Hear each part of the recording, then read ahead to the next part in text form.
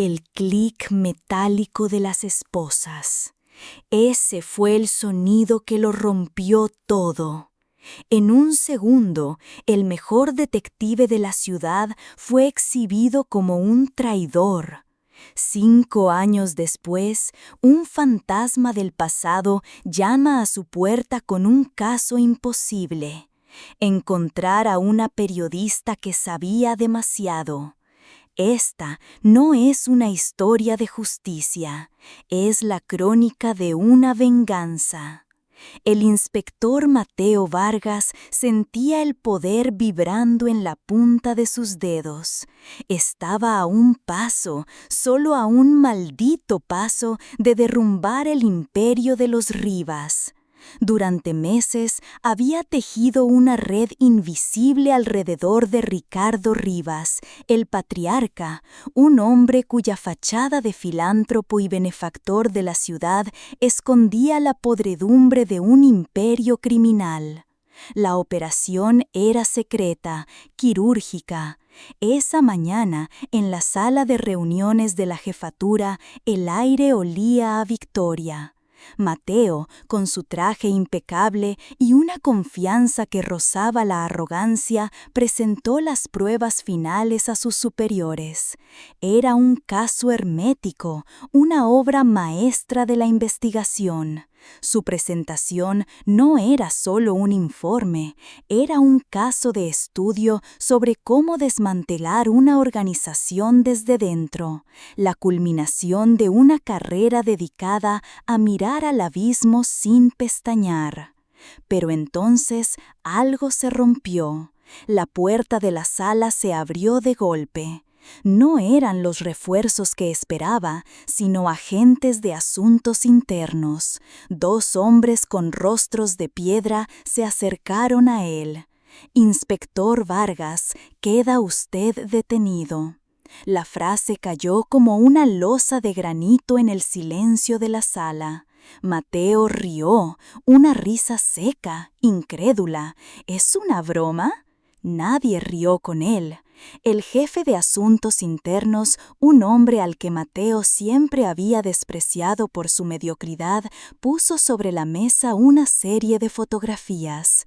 En ellas, Mateo aparecía recibiendo un maletín de un conocido sicario de los Rivas. Eran montajes burdos, descarados, pero estaban ahí, existían. Pruebas de soborno, inspector, y de obstrucción a la justicia. La voz de su superior, el comisario general, sonó lejana, hueca. El hombre que le había dado una palmada en la espalda hacía 1 hora, ahora lo miraba como si fuera un leproso.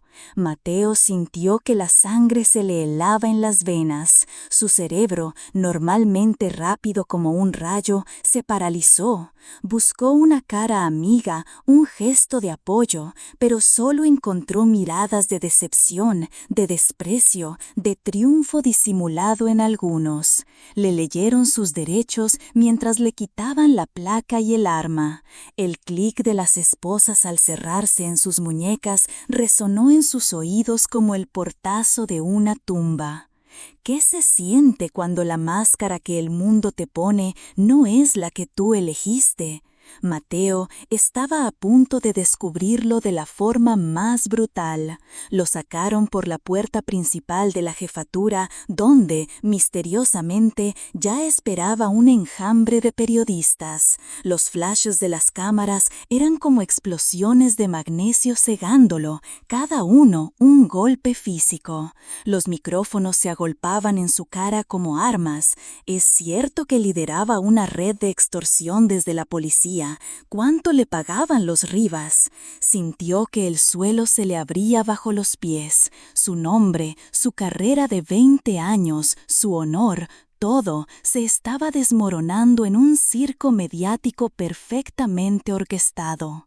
Vio la cara de Ricardo Rivas en una pantalla de televisión dentro de un coche de prensa, hablando de la tristeza que le producía la corrupción en las instituciones. Fue entonces cuando lo entendió.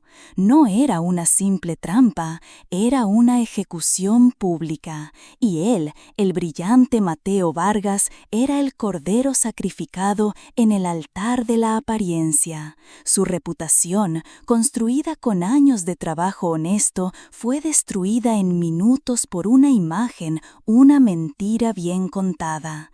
La lección era clara y devastadora. La verdad no importa cuando la apariencia es más convincente. Y en esta ciudad, Ricardo Rivas era el maestro de las apariencias.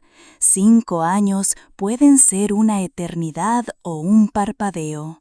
Para Mateo Vargas habían sido ambas cosas.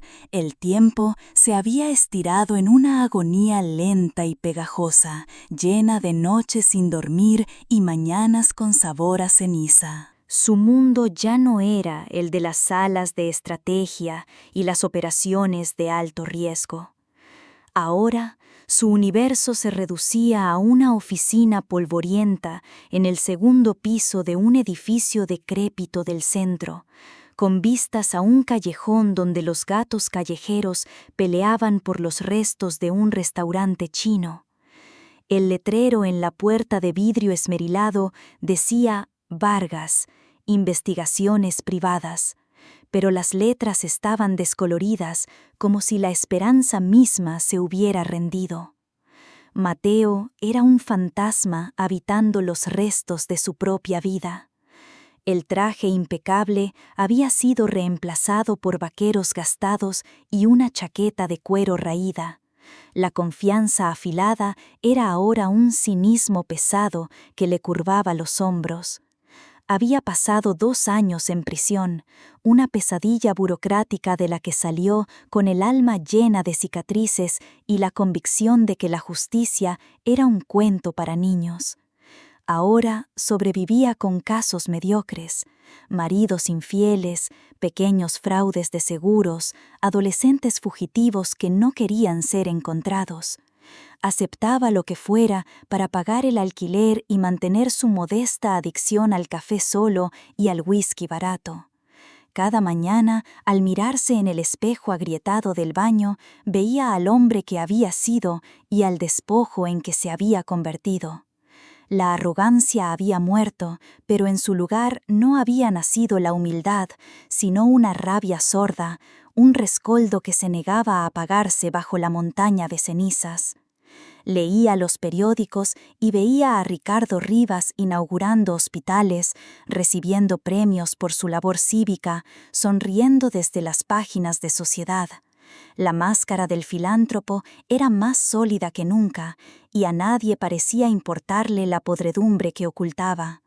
Mateo se había convertido en una nota a pie de página en la historia de la ciudad, el recuerdo incómodo de un policía corrupto. Un hombre juzgado y sentenciado por las apariencias, exactamente como Rivas había planeado. ¿Y tú? ¿Qué harías si el mundo entero creyera una mentira sobre ti? ¿Lucharías o te dejarías hundir? Déjanos tu opinión en los comentarios. Su único contacto con su vida anterior era una vieja caja de cartón que guardaba bajo su escritorio. Dentro estaban los archivos del caso Rivas, los originales, los que se había llevado a casa la noche antes de su caída. A veces, en la quietud de la madrugada, cuando el peso de su fracaso era insoportable, la abría. Repasaba los diagramas, las conexiones, las pruebas que nunca llegaron a juicio. No lo hacía con la esperanza de encontrar algo nuevo, sino como un monje que reza sus letanías. Era un ritual de autoflagelación, un recordatorio constante de lo alto que había volado y de lo brutal que había sido la caída. Llevaba una tristeza vieja en el corazón, algo que le jalaba el alma hacia adentro cada vez que tocaba esos papeles amarillentos. Pero esa noche algo era diferente. Al tocar los archivos, no solo sintió el peso del pasado, sino una pregunta que se negaba a morir. ¿Y si había pasado algo por alto?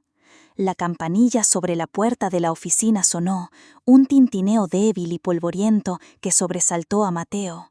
Hacía días que no recibía a nadie que no fuera el repartidor de pizza. Levantó la vista de los papeles de un caso de divorcio y vio una figura recortada en el umbral. Era una mujer joven, de unos 25 años, delgada y con unos ojos grandes y asustados que parecían ocupar la mitad de su rostro. Se aferraba a su bolso como si fuera un salvavidas en medio de un océano. «Señor Vargas», preguntó, con una voz que era apenas un susurro. «Depende de para qué», respondió Mateo, sin levantarse, su tono áspero por costumbre. La mujer entró y se sentó en la silla desvencijada frente al escritorio. Se llamaba Sofía Navarro.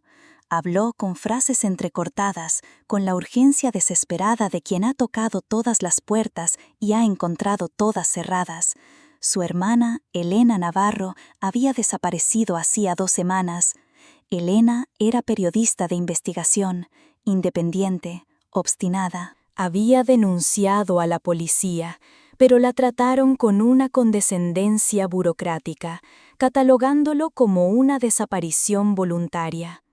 Mateo la escuchaba con la mitad de su atención, clasificándola mentalmente. Otro caso sin esperanza, sin dinero, solo con dolor. Estaba a punto de darle su discurso habitual sobre sus tarifas y la escasa probabilidad de éxito cuando ella pronunció el nombre que lo cambió todo. Mi hermana.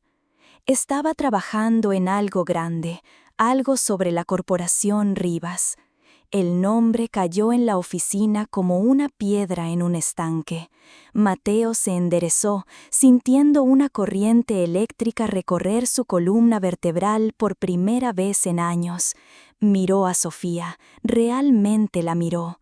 Vio el miedo en sus ojos, pero también una determinación familiar, la misma que él había tenido una vez. «No puedo ayudarte», dijo Mateo, su voz más dura de lo que pretendía. «Ese nombre es veneno en esta ciudad, y yo ya he bebido mi dosis». «Por favor», suplicó ella, y por primera vez su voz se quebró. Se le formó un nudo en la garganta que a Mateo le resultó dolorosamente familiar. «Usted es el único que podría entender». Elena lo admiraba. Decía que usted fue el único que se atrevió a mirar al monstruo a los ojos, aunque el monstruo le devolviera la mirada y lo devorara. Sé lo que le hicieron, por eso vine a usted, porque usted sabe cómo es su máscara. La mención de su admiración por parte de una periodista muerta fue como una punzada en una herida vieja. Aunque el monstruo te devore. La frase se le clavó en la mente. Durante 5 años se había convencido de que su lucha había sido en vano, una estupidez de un hombre arrogante. Pero ahora esta joven le presentaba un eco de su pasado, un recordatorio de que su caída, al menos para alguien, había significado algo. Vio el rostro de su propia derrota en la desesperación de Sofía, y una parte de él, una parte que creía muerta y enterrada, comenzó a removerse. El cinismo que lo había protegido como una armadura durante años comenzó a agrietarse. Había un eco de su antiguo yo en la valentía de aquella periodista desaparecida, y por un instante se preguntó si aún quedaba algo de aquel hombre dentro de él. Mateo no durmió esa noche. Después de que Sofía se marchara, dejando sobre la mesa un modesto adelanto y una fotografía de su hermana sonriendo, él se quedó inmóvil en la penumbra de su oficina. La caja de cartón bajo el escritorio parecía llamarlo, palpitar con una energía renovada. Finalmente cedió. La sacó y esparció su contenido sobre el suelo raído. Los viejos mapas de conexiones, las transcripciones de escuchas, las fotos de vigilancia. El caso Rivas, su caso. Pero esta vez lo miró con otros ojos. no con la nostalgia del general que repasa su última batalla perdida, sino con la mirada fría y metódica del investigador que había sido. Sin la presión, sin la arrogancia, sin los plazos, solo él y los hechos, crudos y silenciosos. Durante 5 años había aceptado la narrativa de su propia desgracia. Rivas fue más listo, lo superó. Pero, ¿y si no fue así? ¿Y si no se trataba de inteligencia, sino de una simple traición? Empezó por las pruebas que lo condenaron, las fotografías. Las analizó con una lupa de joyero bajo la luz de un flexo. Vio la iluminación inconsistente, una sombra extraña en su rostro que no cuadraba con la luz ambiental del callejón.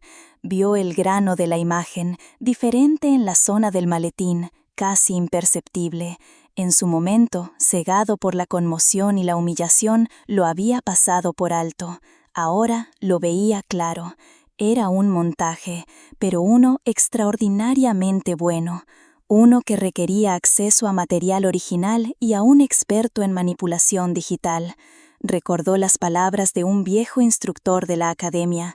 El diablo no solo está en los detalles, sino en la ausencia de ellos.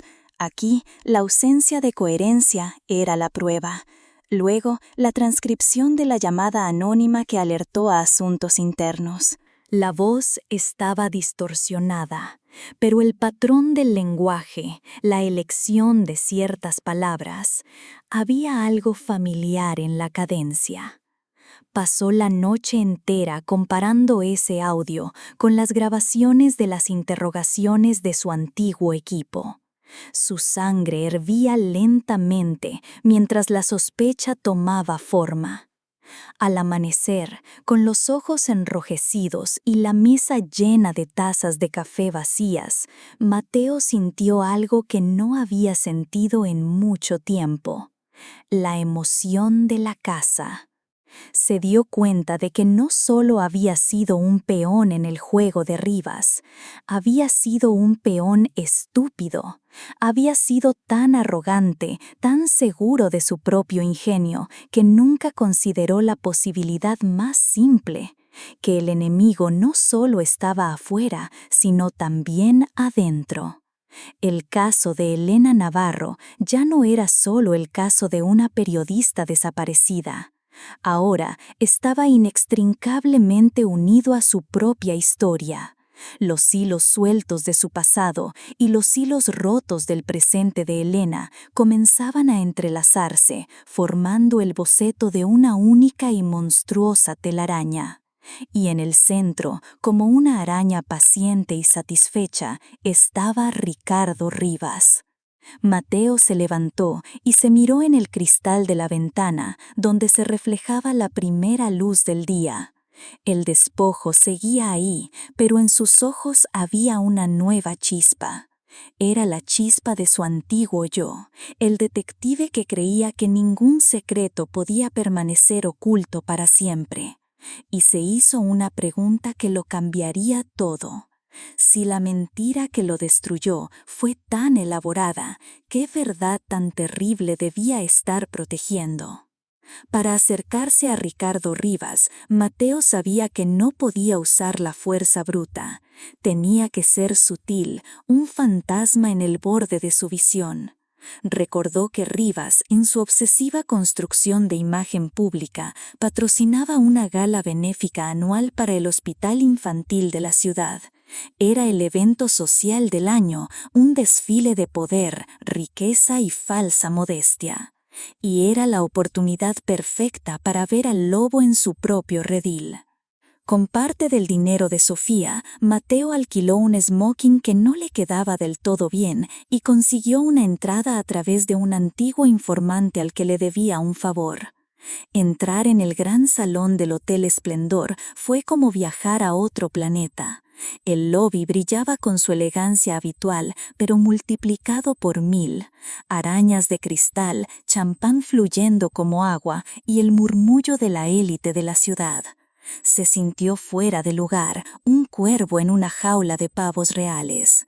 Vio a Rivas en el centro de todo, un sol oscuro alrededor del cual orbitaban todos los demás.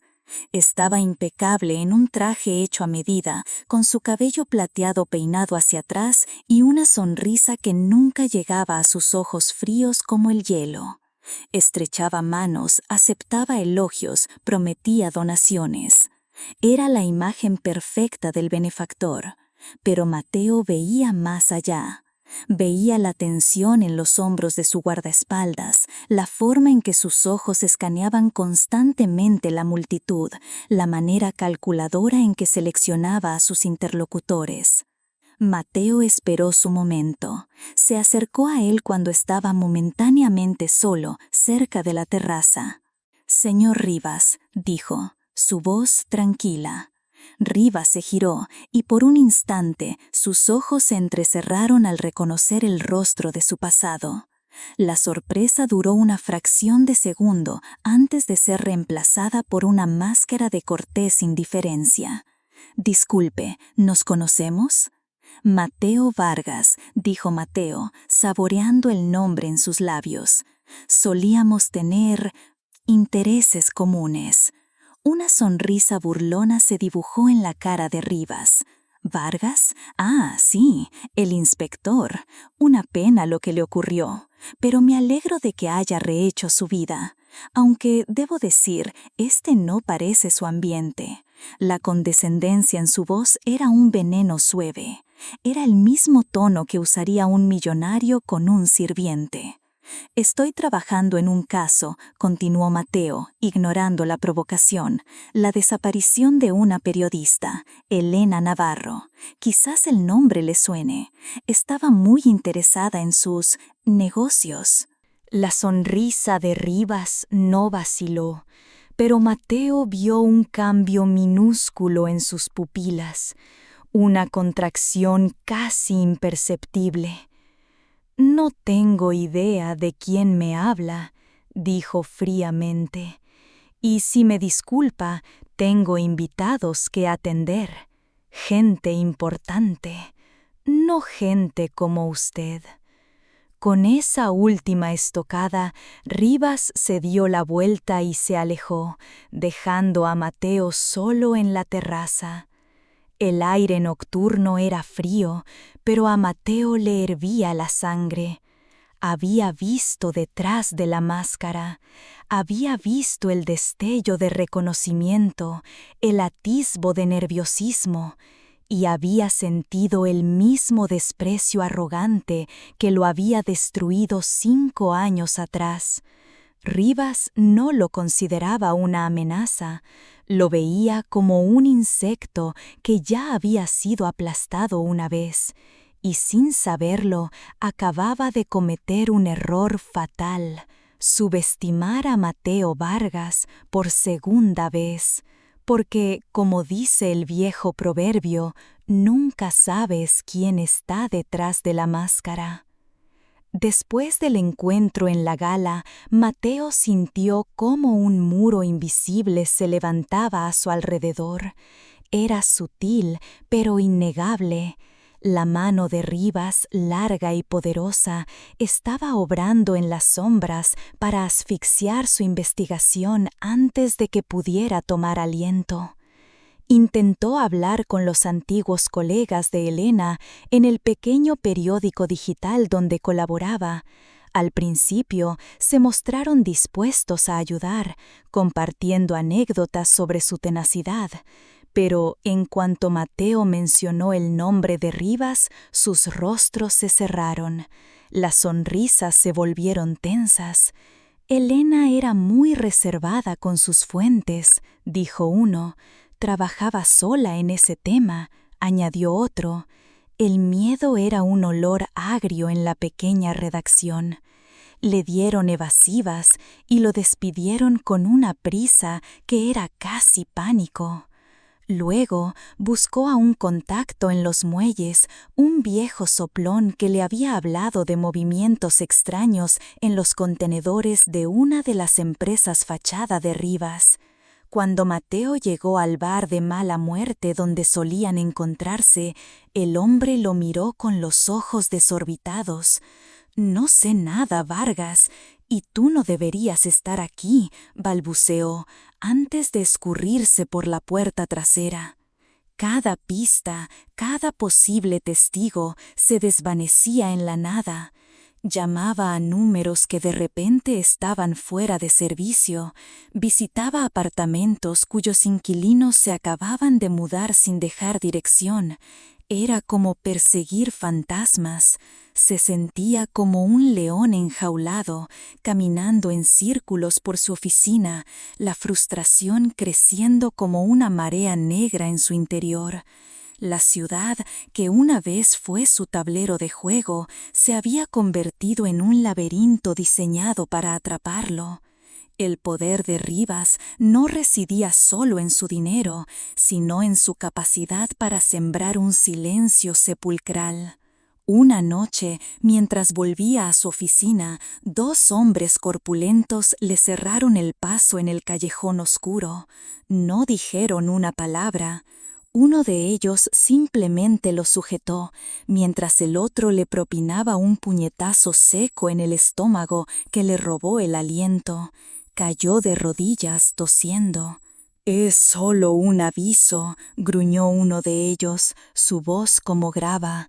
«Hay pozos muy profundos en las afueras de la ciudad. A nadie le importará un policía corrupto más o menos». Desaparecieron en la oscuridad tan rápido como habían aparecido.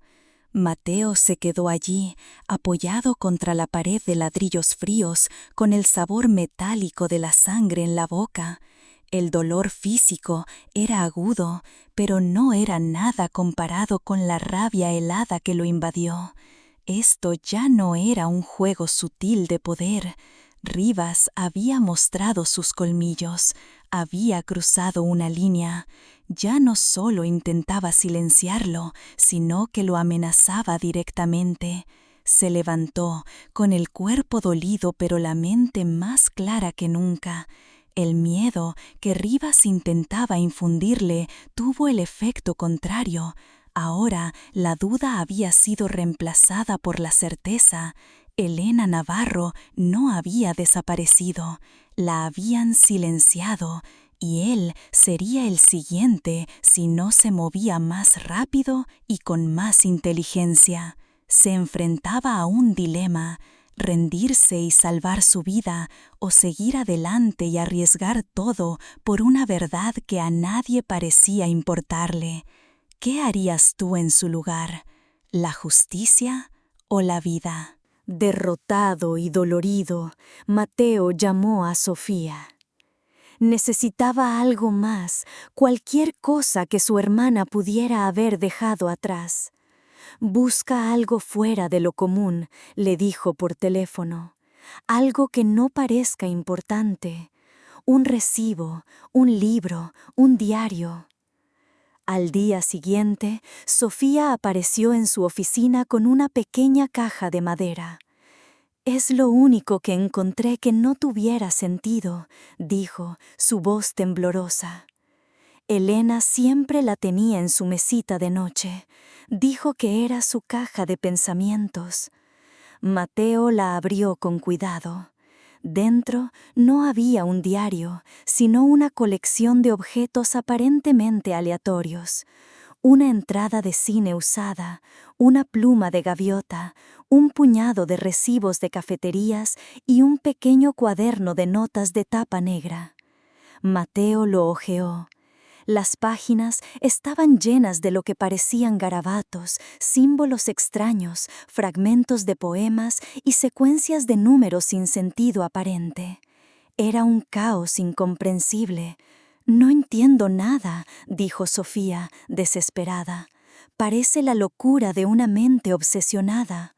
Mateo siguió pasando las páginas, sintiendo una extraña familiaridad. Los símbolos, la estructura, no era locura, era un código. Recordó sus primeros años en la Academia de Policía, un curso opcional sobre criptografía que había tomado por pura curiosidad intelectual. Nunca lo había usado, pero los principios básicos seguían alojados en algún rincón de su memoria. Elena no solo era una periodista tenaz, también era metódica, paranoica y brillante. Había creado su propio lenguaje para proteger sus secretos.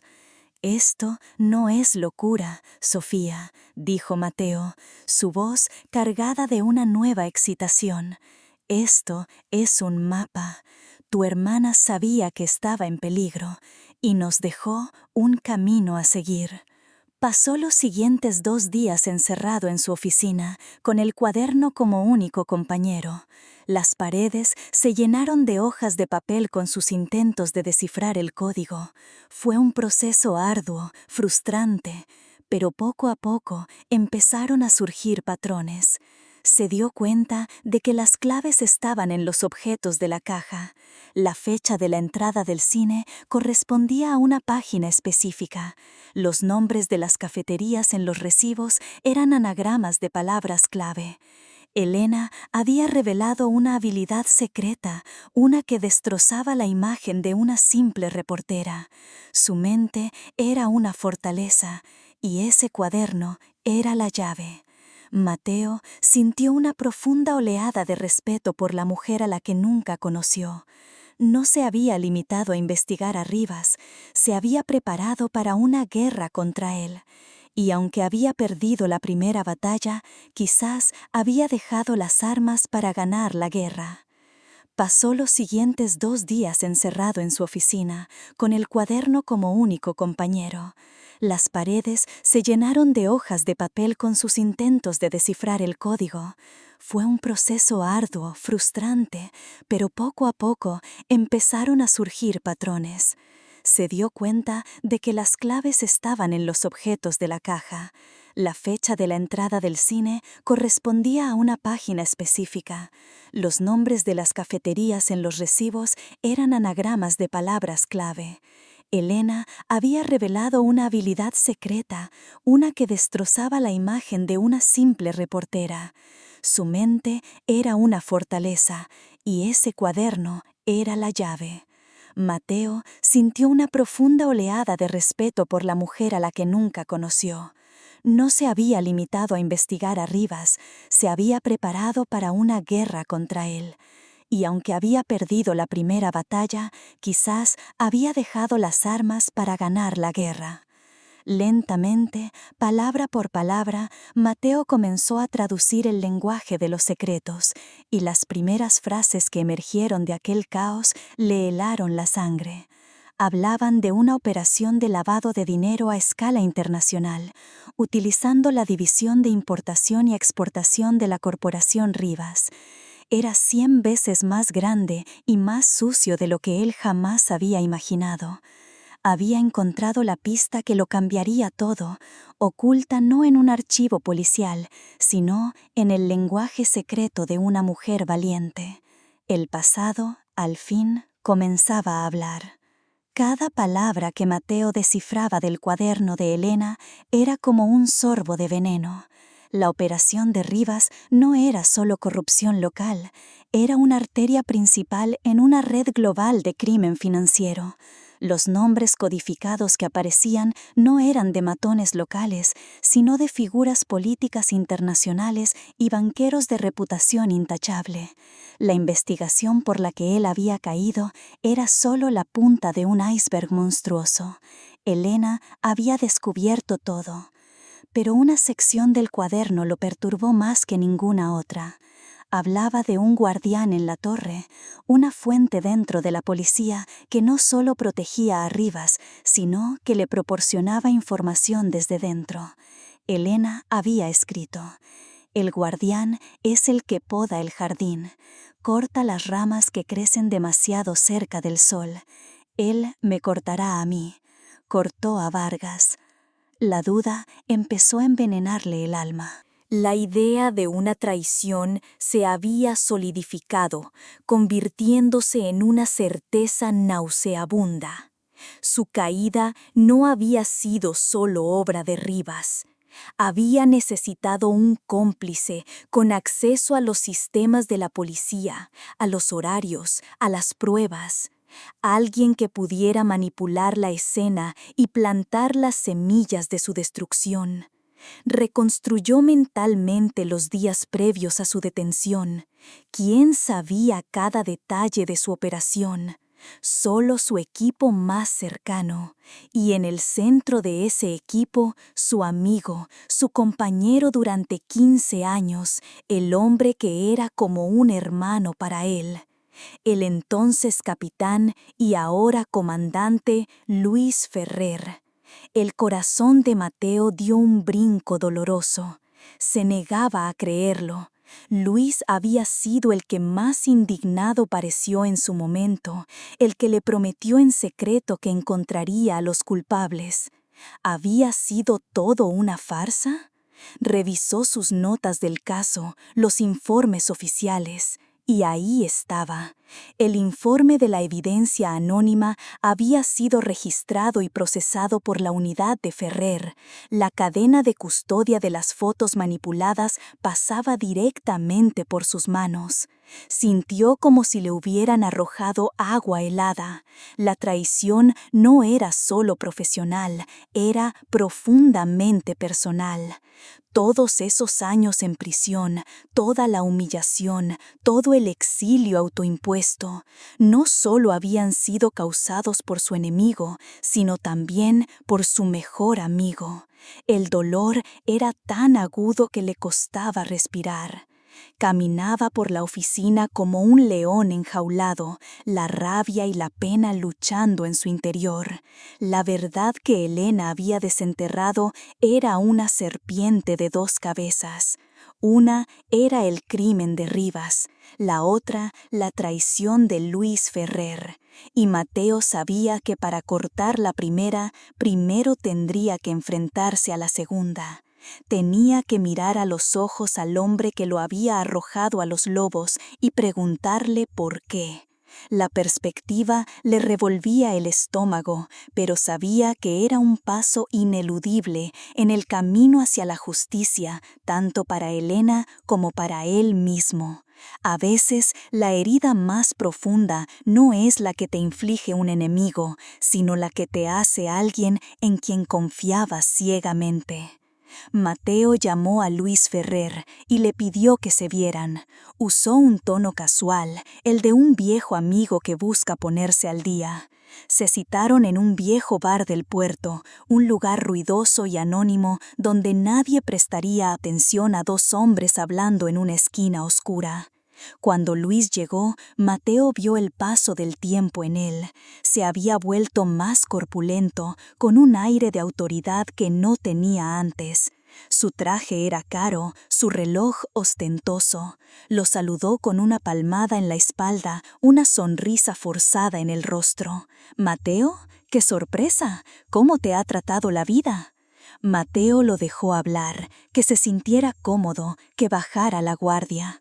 Pidieron 2 whiskies, hablaron de trivialidades, de los viejos tiempos, pero Mateo lo observaba, cada gesto, cada parpadeo, y vio la tensión bajo la superficie, la forma en que sus ojos evitaban los suyos por más de un segundo. «Estoy trabajando en algo, Luis», dijo Mateo, su voz baja y seria. Una periodista desaparecida, Elena Navarro, estaba investigando a Rivas. Encontré su cuaderno. Vio el cambio, fue sutil pero innegable.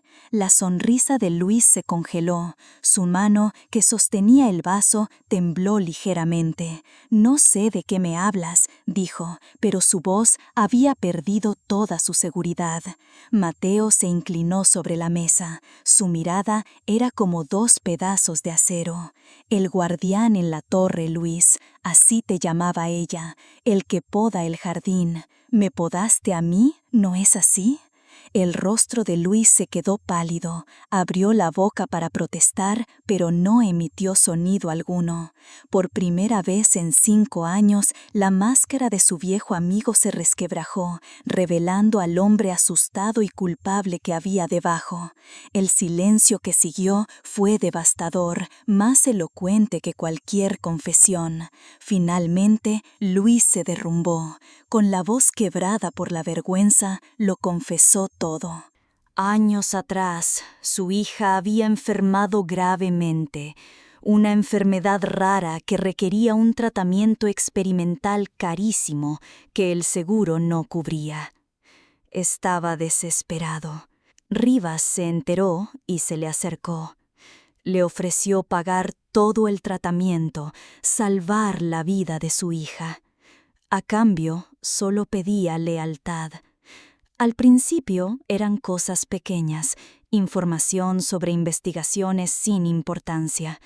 Pero cuando Mateo se acercó demasiado, Rivas exigió el precio final, la cabeza de su mejor amigo.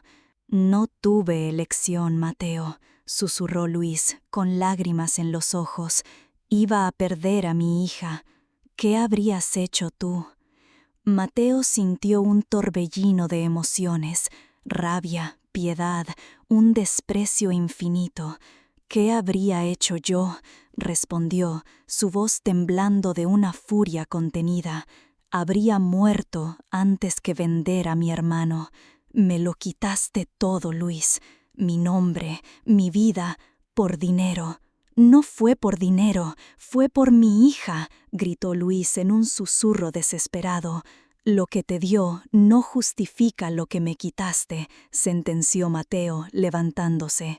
El dolor de la traición era una herida abierta, sangrante. Ya no veía a su amigo, solo a un hombre débil que había vendido su alma. «Me debes, y vas a pagarme, no con dinero, sino con la verdad». Dejó a Luis temblando en la mesa, solo con su culpa y su whisky. El precio del silencio, descubrió Mateo, no se paga con dinero, sino con pedazos del alma. Y su amigo había vendido la suya por completo. Con la confesión de Luis resonando en su mente como un eco amargo, Mateo regresó a su oficina. La traición le había dado la pieza que le faltaba. Ahora entendía el contexto, el mecanismo interno de la conspiración. Se sentó ante el cuaderno de Elena, sintiendo que estaba a punto de llegar al final de su viaje. Trabajó toda la noche, impulsada por una mezcla de cafeína y una furia fría y concentrada. Las últimas páginas del cuaderno eran las más crípticas, un laberinto de símbolos y referencias cruzadas que parecían impenetrables. Pero ahora, con el conocimiento de la traición de Ferrer, Mateo tenía una nueva clave. Empezó a buscar referencias a la enfermedad de la hija de Luis, a las fechas de los pagos del tratamiento, y de repente el código final se abrió ante él como una flor oscura. Las últimas páginas no eran solo notas, eran un testimonio. Elena no solo había descubierto la red de lavado de dinero, había encontrado el libro de contabilidad principal, el registro de cada soborno, cada pago ilícito, cada transacción criminal. Y no solo eso, había descubierto que Rivas, temiendo que ella publicara su investigación, había ordenado su muerte. Lo había escrito en la última página con una caligrafía temblorosa pero clara, horas antes de desaparecer.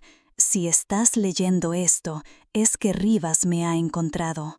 El libro de contabilidad está en la cámara acorazada de su antigua mansión en la costa, la que vendió pero que sigue usando como su escondite personal. La combinación es la fecha de nacimiento de su primer hijo, el que repudió y nunca reconoció. Él cree que nadie lo sabe, pero yo lo sé. Justicia por mí, justicia por Vargas. Mateo se quedó mirando la página, sintiendo que el aire le faltaba. La verdad era más brutal de lo que había imaginado. Elena no solo había resuelto el crimen contra él, sino que había predicho el suyo propio, dejando tras sí un arma para su vengador. El misterio de su desaparición estaba resuelto. No había desaparecido, había sido asesinada por orden del hombre más poderoso de la ciudad. El dolor por una mujer a la que nunca conoció lo golpeó con una fuerza inesperada. Sintió el peso de su valentía, de su sacrificio. Ella había muerto por la verdad que él ahora sostenía en sus manos. Ya no se trataba solo de limpiar su nombre, se trataba de honrar la memoria de Elena Navarro. Se lo debía, El mundo se lo debía. Cogió el teléfono, no para llamar a la policía, sabía que la institución estaba demasiado contaminada. Marcó el número de Sofía, tenía que decirle la verdad, por dolorosa que fuera, y luego tenía que planear el golpe final. Iba a entrar en la guarida del lobo y arrancarle el corazón. Porque la verdad, como descubrió Elena, siempre encuentra su camino. Y a veces ese camino está escrito en la última página. La oficina de Mateo estaba en silencio, solo rota por el suave zumbido del neón de la calle. Sofía estaba sentada frente a él, con las manos entrelazadas sobre su regazo, tan apretadas que sus nudillos estaban blancos.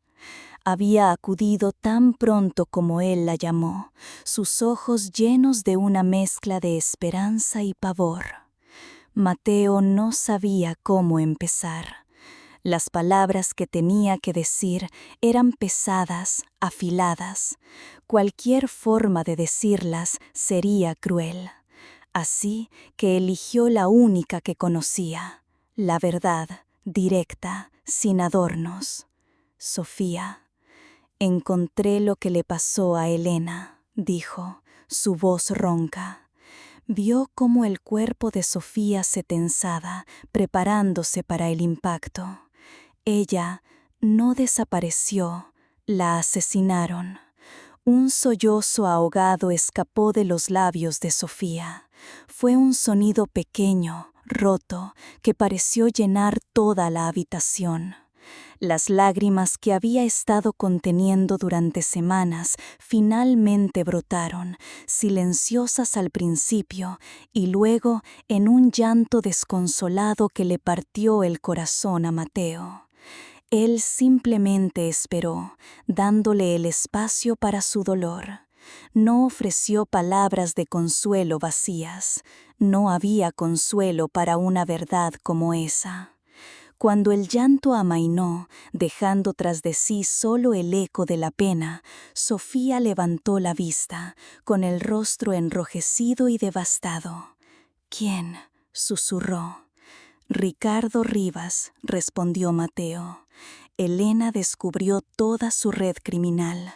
Estaba a punto de exponerlo, y él la silenció. Le contó todo, lo del cuaderno, la contabilidad, la traición de Ferrer, la última entrada de Elena.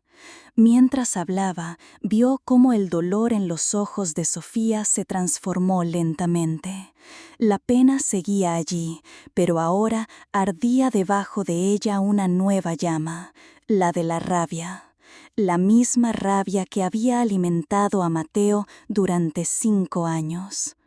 «No se saldrá con la suya», dijo Sofía, su voz temblando, pero firme. «No puede, no después de lo que le hizo. No lo hará», aseguró Mateo, y al decirlo sintió el peso de una promesa solemne.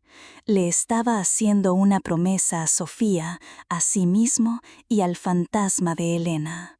«Voy a conseguir ese libro de contabilidad y voy a hacer que Ricardo Rivas pague por cada una de sus mentiras, por cada vida que ha destruido, incluida la de tu hermana y la mía». Se miraron a través del escritorio polvoriento. Ya no eran solo un detective y su cliente, eran 2 supervivientes, 2 almas unidas por la misma herida infligida por el mismo hombre. El nudo en la garganta de Mateo, ese nudo de amargura y derrota que había llevado durante años, comenzó a disolverse, reemplazado por una determinación fría como el acero. Sabía que el siguiente paso era el más peligroso. Era un todo o nada. Pero al mirar a Sofía, supo que no tenía otra opción. La justicia no es solo devolver lo que se robó.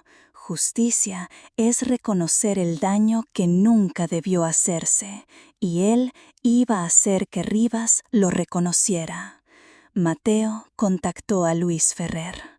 Me debes una última cosa, Luis. Tu redención o tu ruina. Tú eliges. Asustado y carcomido por la culpa, Ferrer aceptó. El plan era arriesgado, basado en la legendaria arrogancia de Rivas. Siguiendo las instrucciones de Ferrer, Ferrer llamó a Rivas con un teléfono de prepago, fingiendo ser un chantajista que había encontrado algo perteneciente a Elena Navarro. Tengo el cuaderno y sé lo que significa, y sé dónde está el libro grande. 200.000 euros o todo se filtra a la prensa internacional. Tal como Mateo predijo, Rivas no quiso intermediarios. Su ego no le permitiría delegar la eliminación de una amenaza tan personal. Acordaron un encuentro en su antigua mansión de la costa, el lugar que Elena había señalado. Esa noche, una tormenta azotaba el litoral. Mateo, vestido de negro, se infiltró en los terrenos de la mansión horas antes del encuentro. Conocía el sistema de seguridad. Era el mismo que él había diseñado para una operación años atrás. Lo desactivó con facilidad. Entró en la casa, silencioso como una sombra, y encontró el estudio. Detrás de un enorme retrato al óleo del propio Rivas estaba la caja fuerte. Introdujo la fecha de nacimiento del hijo ilegítimo de Rivas. La pesada puerta de acero se abrió con un suave clic. Dentro estaba el libro de contabilidad. Era real. Mateo no lo tocó. En su lugar, colocó una pequeña cámara inalámbrica, apenas visible, apuntando al interior de la caja fuerte. Luego se escondió en las sombras de la biblioteca contigua, esperando. Rivas llegó puntual, solo, seguro de sí mismo. Ferrer, como parte del plan, lo llamó para decirle que estaba atascado en un control de carretera, que llegaría tarde. Era la excusa perfecta para que Rivas fuera a la caja fuerte, quizás para asegurarse de que el libro seguía allí antes de negociar. Mateo contuvo la respiración. Vio a Rivas mover el cuadro, abrir la caja y suspirar de alivio al ver el libro dentro. En ese momento, Mateo salió de las sombras. «Buscabas esto, Ricardo». Rivas se giró, su rostro una máscara de furia y sorpresa. «¿Vargas? Imposible». «Las apariencias engañan», dijo Mateo con una sonrisa gélida. «Creíste que me habías aplastado, creíste que habías silenciado a Elena, pero los fantasmas a veces vuelven para reclamar lo que es suyo». Rivas se echó a reír, una risa arrogante. «Incluso si me matas, este libro no saldrá de aquí. Estás solo, Vargas, y yo tengo al mundo en mi bolsillo». «Ahí es donde te equivocas», dijo Mateo. «No estoy aquí por el libro». Fue entonces que Rivas vio la pequeña luz parpadeante de la cámara. Su rostro se descompuso. «¿Estás grabando?» «En vivo y en directo», respondió Mateo, «pero no para la policía, para algo mucho más rápido». Sacó su teléfono y le mostró la pantalla, una videoconferencia encriptada. En ella, los rostros de media docena de los periodistas de investigación más importantes del mundo, convocados por una alerta póstuma que Elena había programado. Habían estado viendo todo. Habían visto a Rivas abrir la caja fuerte que contenía el libro que probaba sus crímenes. El giro final no era la evidencia física. El giro era el genio de Elena. Ella sabía que el libro podía ser destruido, que la justicia podía ser comprada. Así que había creado un arma que no podía ser detenida, la verdad transmitida en directo al mundo. La arrogancia de Rivas había sido la llave de su propia celda. En ese instante, su imperio no se derrumbó por un libro de contabilidad, sino por la imagen de su propio rostro, pálido y aterrorizado, reflejado en millones de pantallas. El eco de la justicia de Helena había llegado. El caos que siguió fue instantáneo y global. Antes de que Rivas pudiera reaccionar, el sonido de las sirenas llenó la noche. Pero no era la policía local. Alertados por uno de los periodistas internacionales, era un equipo de la Interpol y de la Unidad de Delitos Financieros Nacionales, agencias que Rivas no podía controlar. Lo sacaron de la mansión no como el poderoso magnate, sino como un criminal común. Su rostro, antes un símbolo de poder, era ahora la viva imagen de la derrota. Los flashes de las cámaras, esta vez, no eran para celebrar sus donaciones, sino para documentar su caída. Mateo lo vio todo desde la distancia, una figura silenciosa en la tormenta. La investigación que siguió fue una avalancha. El libro de contabilidad fue la prueba reina, pero la confesión no verbal de Rivas, transmitida al mundo, fue el clavo en su ataúd. Su red se desmoronó, arrastrando a políticos, banqueros y al propio Luis Ferrer, quien se entregó y colaboró a cambio de una sentencia reducida, aceptando finalmente el precio de su traición. El nombre de Mateo Vargas fue limpiado por completo. Se convirtió en una especie de leyenda, el detective fantasma que había vuelto de entre los muertos para ajusticiar al intocable. Le ofrecieron devolverle su placa, su antiguo puesto, incluso un ascenso. Lo rechazó todo. Unas semanas después, estaba de pie en un pequeño cementerio con vistas al mar. Sofía estaba a su lado, colocando un ramo de flores frescas sobre una lápida recién grabada que decía: Helena Navarro, periodista, la verdad la hizo libre. El aire era limpio y salado. Se acabó, dijo Sofía en voz baja. Había paz en su rostro por primera vez. Sí, respondió Mateo, se acabó. ¿Qué harás ahora?, preguntó ella. Mateo miró hacia el horizonte, donde el sol comenzaba a despuntar, tiñendo el cielo de colores nuevos. Por primera vez en 5 años no veía el final de un día, sino el comienzo de uno. No lo sé, pero por primera vez siento que puedo elegir. Había ganado, no solo su buen nombre, sino algo mucho más valioso, su libertad. La libertad de la amargura, del pasado, de la sombra de Ricardo Rivas. Salió del cementerio y alzó la vista al cielo. Era un nuevo comienzo. Porque si algo había aprendido en aquel largo y oscuro viaje, era que la verdad siempre encuentra su camino, por tortuoso que sea, y que aunque las apariencias puedan construir imperios, es la dignidad lo único que perdura cuando todo lo demás se ha convertido en polvo. Y la suya, después de todo, nunca había estado en venta.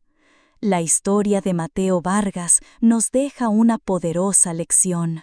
La justicia puede tardar, pero siempre encuentra su camino, incluso a través de las cenizas de una vida destruida. Nos recuerda que las apariencias pueden construir imperios de mentiras, pero es la verdad, por dolorosa que sea, la única que tiene el poder de derrumbarlos.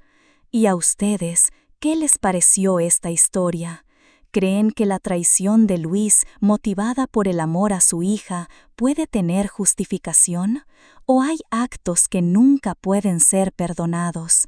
Déjanos tu reflexión en los comentarios. Si esta crónica sobre la dignidad y la venganza te ha impactado, no olvides darle like y compartirla para que más personas conozcan el poder de la verdad. Y por supuesto, no olviden suscribirse a Historias de la Vida y activar las notificaciones para no perderse ningún relato. Gracias por ver Historias de la Vida.